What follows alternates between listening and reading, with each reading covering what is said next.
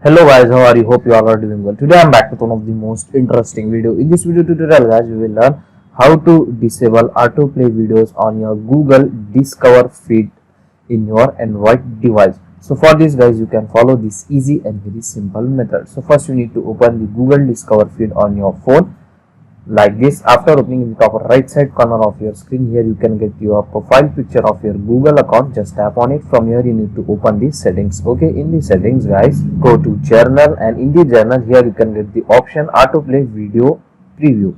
If you want to disable it guys, from here you need to select never option. That's it. Now your autoplay video will disable from your Google Discover feed. So that's it for today guys, the short and very simple video. Hope you enjoy this. If you enjoy, please guys don't go back without like, share and subscribe to our channel. Thank you very much.